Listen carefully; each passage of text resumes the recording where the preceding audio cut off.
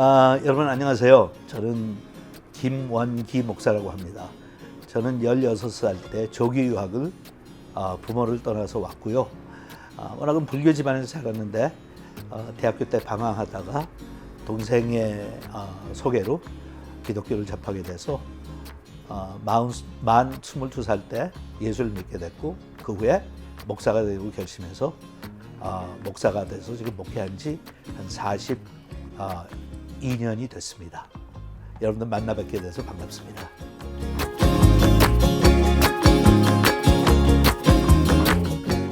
제가 신학교를 졸업하고 그때는 이 영어 할 수 있는 목회자들이 거의 전무했어요, 미주 사회에. 근데 제가 이제 그 중에 하나니까 대표적인 인물이라 나는 어디다 원서를 내지 않아도 미국의 유명한 교회들이 저한테 먼저 신청을 했어요. 우리 교회 와달라고, 우리 교회 와달라고. 그러니까 저는 앉아서 뭐 팔자가 좋죠. 내가 고르기만 하면 돼. 어디가 제일 조건이 좋을까. 그러고 있는데 침례교 목사님 중에 제가 가까이 지내진 않았지만 그래도 워싱턴에서 가장 존경했던 분이 있었어요. 그 목사님이 전화를 하신 거예요. 우리 교회로 왔으면 좋겠다. 근데 그때 그 교회는 침례교회예요. 저는 장로교였어요. 졸업할 때는 이미 목사 고시까지 다 끝나고 합격된 상태예요. 저는 이제 목사 안수만 받으면 장로교 목사가 돼요. 그 과정이 2년이 걸려요. 요즘 어떤지 모르지만. 예. 그러니까 저는 침례교는 관심이 없죠. 이게 어떻게 해서 장로교 목사가 되는 건데. 근데 이분이 놔주지 않은 거예요. 그러면서 나는 김전사 위해서 지금 기도하고 금식하는 중이니까 알아서 해라 그러시더라고요. 그러니 평소에 내가 그래도 존경하는 분인데 그분이 금식하고 기도한다는데 내가 그냥 그래도 상관없습니다는 못하겠더라고요. 그래서 저도 금식을 시작을 했어요. 적어도 이게 그분한테 대한 예의다. 네. 금식을 하는데 하나님께서 인터뷰는 가라 그러세요. 그래서 제가 이것도 견문을 넓히기 위한 하나의 과정이 뭐야다. 그리고 진짜 마음에 없는데 그 교회에 인터뷰를 갔어요. 설교를 영어로 한 번 하고 한국말로 한 번 하고 이제 예배를 마치고 저는 이제 다시 그때 보스턴에 살 때니까 보스턴으로 돌아가면 이제 교회에서는 결정해서 이제 저한테 통보해 주는 그게 이제 대부분 과정이잖아요. 근데 예배를 다 마치고 비행기 타러 가기 바로 전에 어떤 머리가 아주 하얀 점잖은 신사분이 저한테 오시더니 잠깐 전사님 잠깐 얘기 좀 합시다 그래요. 나중에 보니까 그분이 청빙위원장이었어요. 그분이 저를 구석으로 가서 어깨를 턱턱하게 치면서 하는 얘기가 나는 당신 안 좋아합니다. 네. 그분이 이제 미국에서 오래 사셨기 때문에 영어로 그랬어요. I don't like you. 그러니까 저는 그게 하나님의 응답인 줄 알았어요. 왜냐면 나도 가기 싫으니까. 저는 잘 됐다 그랬어요. 이것처럼 맞장구를 치는 게 얼마나 좋으냐. 그래서 저는 어리고 그러니까 나도 여기 오고 싶지 않았어요는 못했어요. 그래서 속으로 아이고 다행이다. 그리고 갔는데 하나님께서 가라는 거예요. 그래서 제가 갔어요. 부교육자로 목사 안수 받고. 한 달이 됐는데 제가 보스턴에 청년 집회가 있어서 강사로 갔다가 워싱턴으로 돌아오니까 저를 마중 나온 집사님이 저한테 그래요. 목사님 소식 들으셨어요? 무슨 소식이요? 그랬더니 여목사님이 사임하셨어요. 그분이 이제 저의 전임자였어요. 그래서 제가 왜요?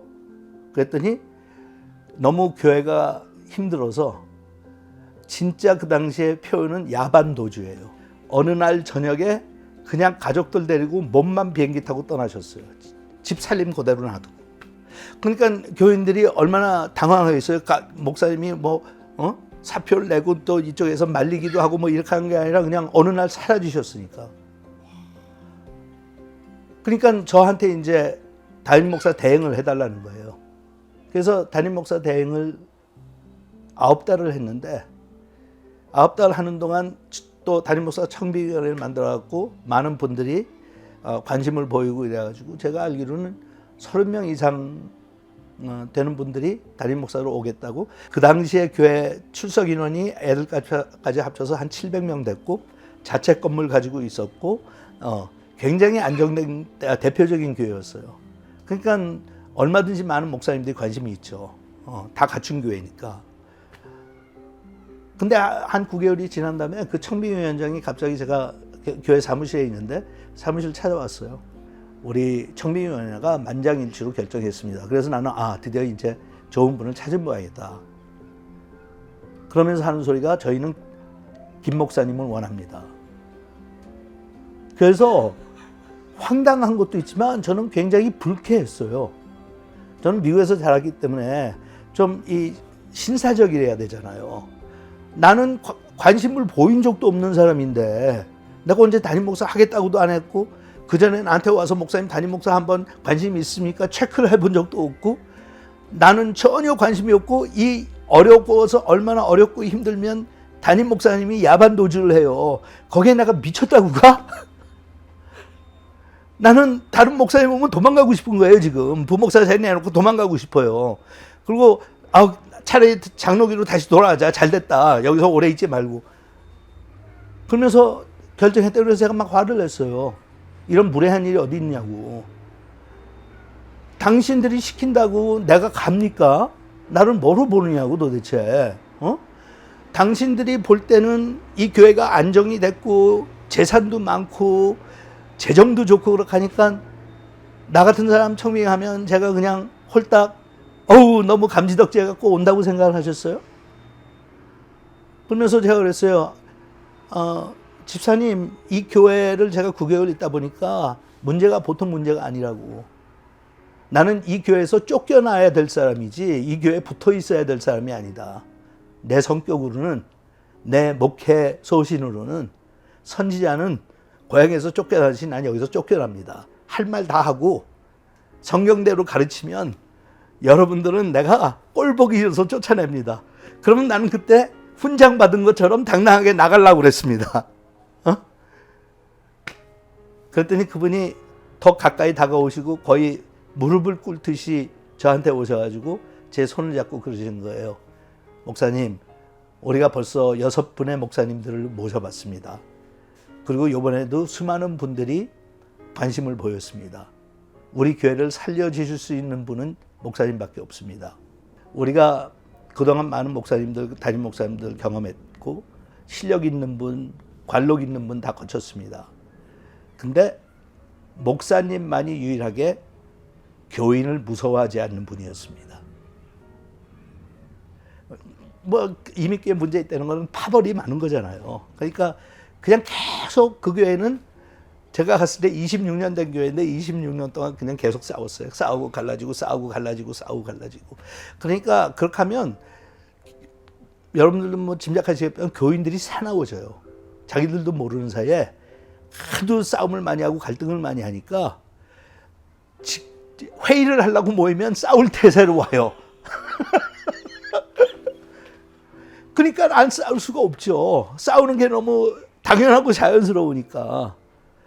그러니까 새로 목사님 부임하시면 처음에는 이러고 지켜보다가 어느 쪽이 더 강한가를 보시고 거의 대부분 그쪽으로 줄을 서신대요.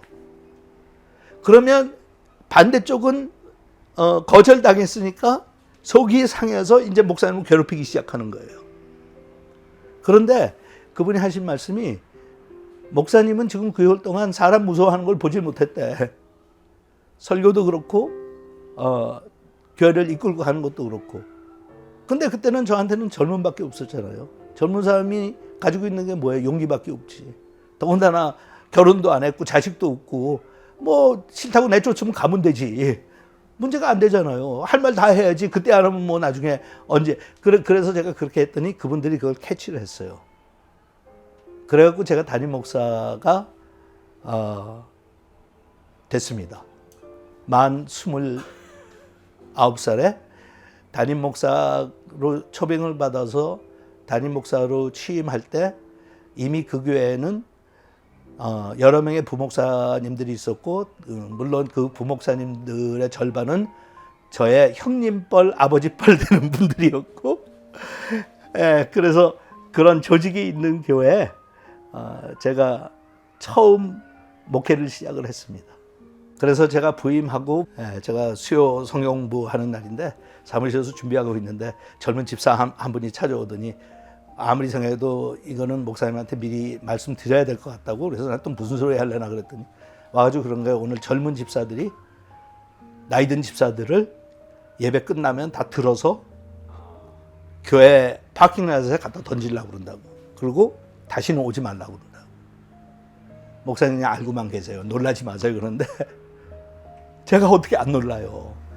생각하니까 이거는 내일 조간신문에 나오게 생겼어. 교회에서 싸워도 분수가 있게 싸워야지. 절망했어요. 아, 이게 갈 때까지 가는구나. 결국은 이렇게 되는구나. 그랬는데 거기 모임에 참석하니까 저는 그냥 사무실로 돌아왔어요. 그 꼴을 보기 싫어서. 근데 왁자지껄하는 소리가 들려야 하는데 한 시간이 지났는데도 그런 소리가 안 들리는 거예요. 그러더니 그렇게 얘기했던 분이 다시 찾아왔어요, 저한테. 그러더니 목사님 이리 좀 오시는 게 좋겠다고. 그래서 따라가면서 왜 그러냐 그랬더니 지금 다들 모여서 같이 기도하고 있다는 거예요. 그래서 제가 거기를 갔더니 거기 대표적으로 어느 날 싸움을 하면 대표들이 있잖아요. 이 두목들이 서로 대화를 하면서 저한테 그래요. 오늘 목사님의 설교를 듣고 우리가 더 이상 이거를 전개할 수는 없다. 근데 그날 설교가 저는 하나의 가족이라는 걸 강조했어요. 가족은 싫던 좋던 내 가족이다.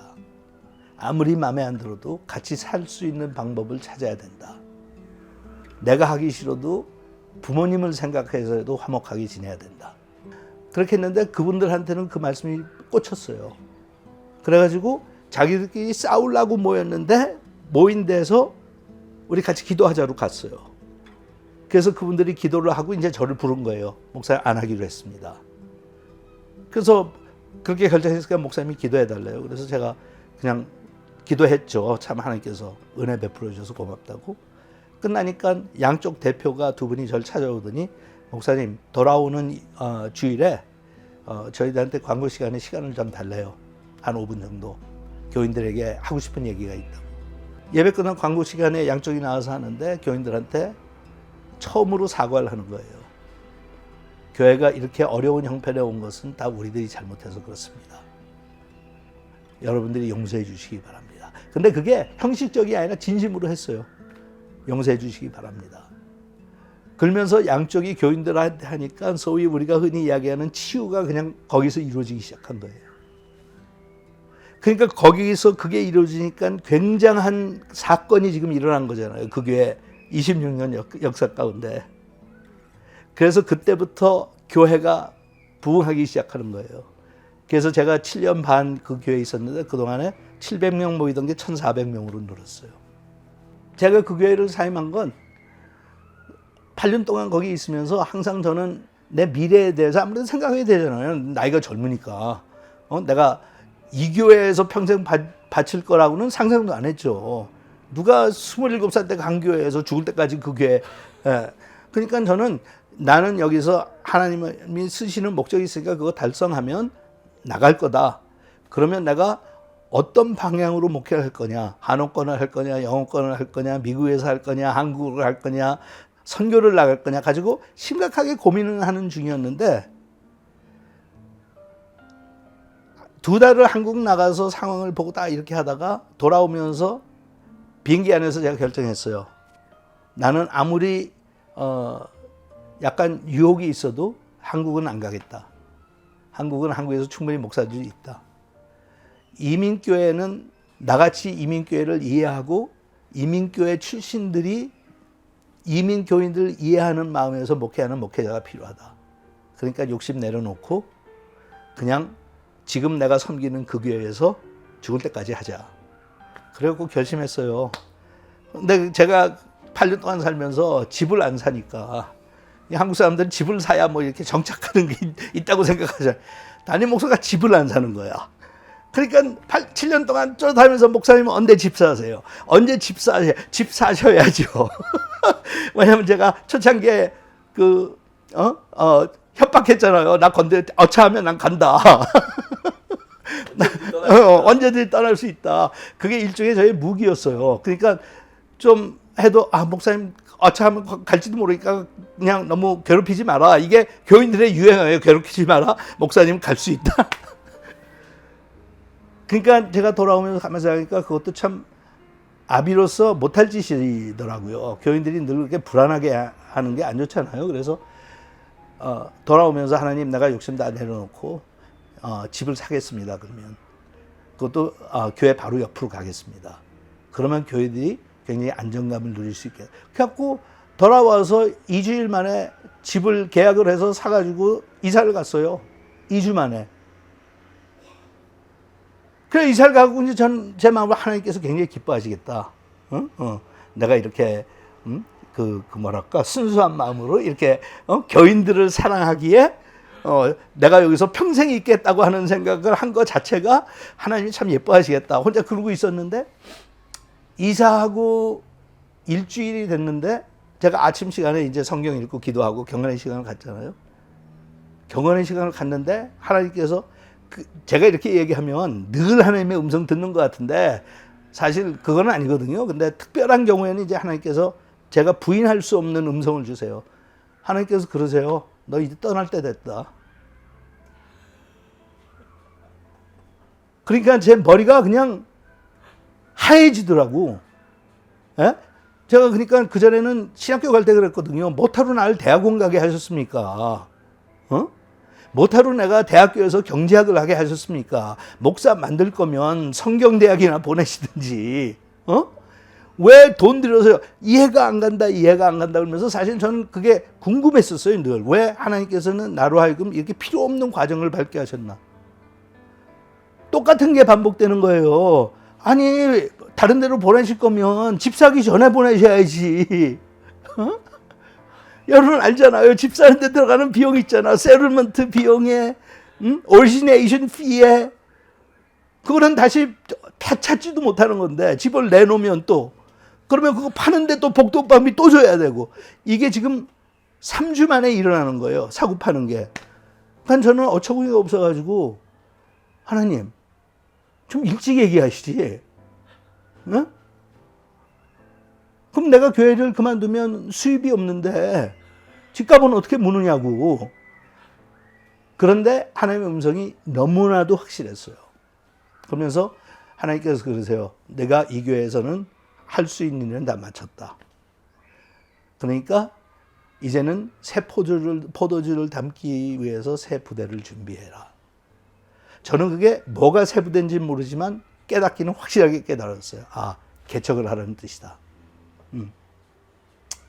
새 부대를 하라 그러시니까 저는 드디어 나한테 이제 밑바닥에서부터 시작하는 하나님의 도전이 들어왔구나. 제가 사표를 냈더니 사표를 그냥 말없이 수리하더라고요. 진짜요? 예. 그것도 의외네요, 약간. 예. 약간 저도 섭섭하려고 그랬는데 그 이유는 교인들이 저의 스타일, 저의 성격 한번 얘기하면 다시는 반복하지 않는다는 걸 알았기 때문에 나중에 후에 들으면 자기들끼리 그랬어요. 목사님 잡으려고 하지 마라. 잡는다고 있을 분도 아니다. 그냥 보내자. 그래서 보냈어요. 근데 교회가 청빙해서 가는 것도 아니고 무슨 개척 멤버들이 있어가지고 하는 것도 아니죠. 그래서 1년을 놀았습니다. 잘 놀았어요. 그래서 이제 저는 소위 이민사회에서 이야기하는 1.5세잖아요. 양쪽 언어 다 할 수 있고 양쪽 문화를 다 이해하고. 근데 그때만 해도 저 같은 사람들이 그렇게 많지 않았어요. 한 5년만 지나면 저 같은 사람들이 많이 나왔어요. 근데 제가 교회를 개척할 무렵에는 그렇게 갖춘 사람들이 없었어요. 근데 하나님께서 그러시는 것 같더라고요. 새 부대의 특징 중에 하나가 담임 목사가 양쪽 언어로 다 해라. 그래서 2세들을 키워라. 예. 그래서 이게 하나님의 뜻이로구나 하고 교회를 개척하면서 영어권 중심으로 먼저 시작을 했어요.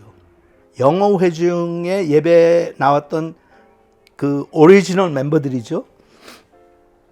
그 나오던 교인들 중에 몇 명이 저한테 와서 그래요. 목사님 한국어로도 설교해 주실 수 있냐고. 그래서 내가 한국어로 설교하는 거는 뭐 내가 당연히 할 수 있지. 왜 그런데 그랬더니 부모님이 같은 교회 다니고 싶어 하신다고. 자식 있고 손자 있으면 같은 교회 다니고 싶지. 할머니 할아버지들이. 그런데 그런 상황을 해결해 줄 수 있는 교회가 없으니까 목사님이 한국어로 설교만 해주시면 그러면 부모님 같이 교회 나오겠다고. 그러니까 저는 사람을 키우는 거니까 내 교인이 그런 부탁을 하는데 내가 할 수 있는 일이니까 못 해줄 이유가 없죠. 그래서 그럼 그렇게 하자. 그 대신 한국 사람들은 기질이 그냥 몰려 들어오면 영어권이 있으면 영어권을 잡아먹는다. 그러니까 한국 교인들 극성이잖아요. 그러니까 다른 사람이 영어권이 지금 주체인데 있어도 이 열심히 극심이 되다 보면 테이크오버 해버려요. 그건 뭐 우리 다 아는 거잖아요. 우리 한국 사람들의 국민성인데. 그래서 제가 그렇기 때문에 그분들이 그렇게 테이크오버 하지 못하도록 내가 막아야 된다. 안 그러면 영어 회중이 굉장히 불리해진다. 그래갖고 그것 중에 하나가 나는 설교만 한다. 훈련도 안 시키고 상담도 안 하고 신방도 안 가고. 그래서 그걸 맡기기 위해서는 부교육자를 한 분 부르는데 그분은 한국어로 하는 분을 부른다. 그러니까 그 당시에는요. 한국교회에 있었던 패담이 완전히 반대로 간 거예요.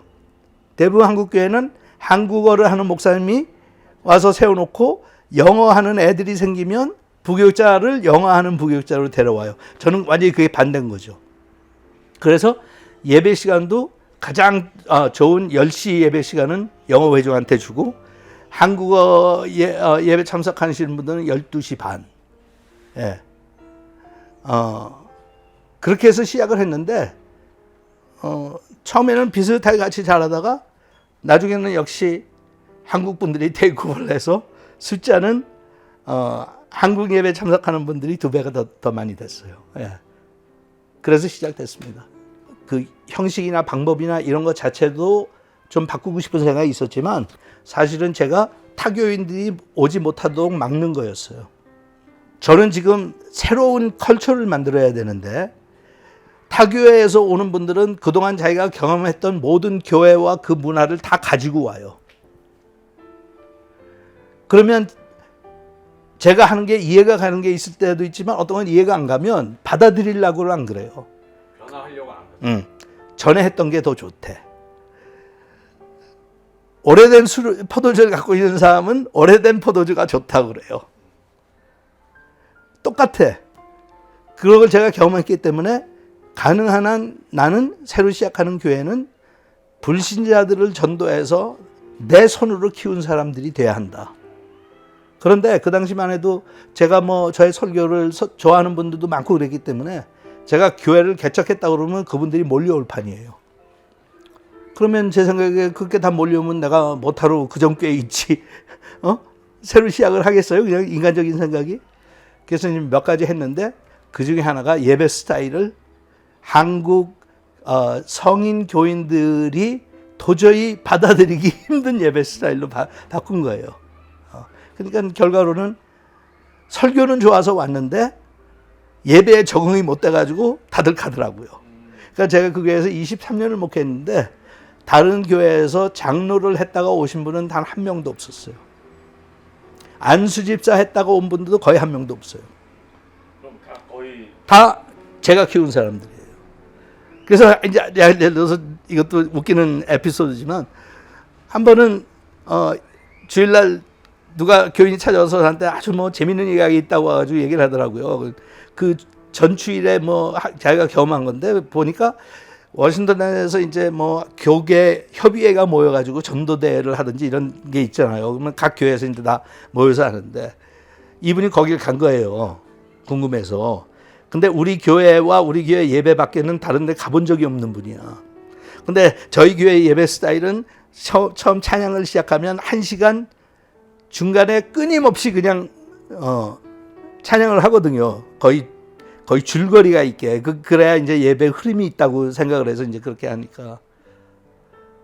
이분이 그 교회 갔다 와갖고, 그런 교회 처음 본대요. 그래서 내가, 아니, 왜 그러냐고, 왜 그런데? 그랬더니, 아니, 예배가 이상하더래. 무슨 예배가 어째서 이상하다는 거냐고 물어봤더니, 아니, 노래를 계속 불러야지 이게 줄거리가 있는데, 하나 부르고, 그 다음에 누가 와서 기도하고, 또 다른 거 찬송 하나 부르고, 그 다음에 끝나고, 광고하고, 또 찬송 하나 부르고, 그러니까 앞에 부른 찬송들은 기억도 안 나고, 항상 새로 시작을 해야 돼. 자기는 마음에 안 든다는 거예요. 그러니까 그게 문화가 그렇게 영향이 큰 거예요. 그분이 다른 교회 다녔다가 왔으면 그런 소리 안 하죠. 응? 근데 우리 교회만 다니다가 가보니까 차이를 아니까 거기에 대한 미련이 없어요. 응? 그러니까 아무것도 모르니까 예배만 모르는 게 아니라 교회 조직에 대해서도 뭐에 대해서도 몰라요. 그러니까 제가 훈련시켜야 그때 그런 게 있군요. 그래서 그렇게 하는군요. 하니까 저는 컬처를 만들어가는 게 너무 쉽죠. 저는 이것도 재밌는 얘기지만 처음에 예수 믿고 돌아왔을 때 그때 미국 히피들이 막 대다수가 주님 앞으로 돌아올 때였거든요. 그래서 타임 매거진 같은 데 보면 청년들이 막 6천 명씩 저쪽 캘리포니아 남부에 있는 그 해변가에서 6천 명이 막 세례를 한꺼번에 받고 그랬어요. 침례를. 그래서 그게 타임 매거진 기사에도 나오고 뭐 뉴스위크에도 나오고 그때 그런 운동이 있었어요. 그때 젊은이들이 돌아왔는데 저도 그 중에 하나였고 그 시대에 돌아왔을 때 아쉽게도 교회들이 배척을 했어요. 히피들이 왜 교회 나오냐 이렇게 하고. 그래서 배척을 하니까 우리들이 원해서 하는 게 아니라 할 수 없이 받아주는 교회가 없고 받아주는 목사님이 없으니까 그냥 우리끼리 예배 시작한 거예요. 여기저기서 막. 예. 근데 그때 그렇게 시작을 하면서 뭐 목사님도 없고 가르칠 사람도 없으니까 그래도 조금 예수 일찍 믿은 사람이 가르치는 거예요. 성경 읽고. 갈피가 안 잡히잖아요. 조직 신학을 공부한 것도 아니고. 그래서 그때 이제 저희들이 유행했던 말이 있었어요. 빨간 글씨 읽고 그대로 살자. Read the red and go live it. Read the red. 그러니까 저희는 뭐 서신만 하더라도 누가 설명을 하고 배경을 알아야지 모르잖아요. 그러니까 바울이 썼다는 게 진짜 하나님의 말씀인지, 누가 설명을 좀 해주었으면 좋겠다. 근데 예수님 하신 말씀은 그건 설명이 거의 필요 없잖아요. 그러니까 read the red and go live it. 그래서 저는 신앙생활을 그렇게 시작했어요. 성경에서 읽고 배운 대로 가서 해라. 그러니까 다른 분들이 볼 때는 좀 유난하다 할지 모르면 저는 아니 그렇게 하는 것이 정식인데 왜 다른 목사님들은 그렇게 안 하지? 성경에서는 이렇게 하라고 얘기했는데 왜 다른 목사님들은 저렇게 하지? 왜 성경에서 이렇게 뻔히 얘기했는데도 교인들은 자기들 마음대로 하지? 그러니까 제가 이거는 아는 것 가지고는 되는 게 아니다. 훈련을 해야 되고 재훈련을 해야 되고 그러기 위해서는 컬처를 새로 만들어야 된다. 그래서 컬처를 그렇게 만들어 놓으니까 못할 게 없더라고요. 새로운 거를 할수록 더 신나더래요. 왜냐하면 옛 포도주를 담아둔 옛 부대가 없으니까. 그래서 저는 참 행복하게 목회했어요. 23년. 그렇게 해서 하니까 처음에는 굉장히들 의심했어요. 선교 나가는데 애들 보채고 시차 있고 이런데 애들 데리고 가면 어떻게 감당해? 내가 우리 애들 데리고 가면 분명히 나는 애들 보느라고 아무것도 못할 텐데. 그런데 제가 그냥 나를 믿고 가자고 그랬어요. 내가 알아서 해줄 테니까 믿고 가자. 아니나 다를까 거기 도착하니까 서로 해줘요. 누구 엄마 오늘 오전에는 당신 나가서 전도하고 와. 내가 그 집 애들 봐줄게. 누구 아빠 오늘은 우리 남편이랑 같이 나가서 하고 와.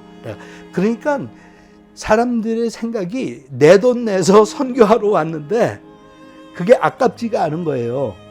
돈이 왜 그런가 하면 기대하지 못한 일들이 일어나요. 부모하고 아이들이 사이가 가까워져.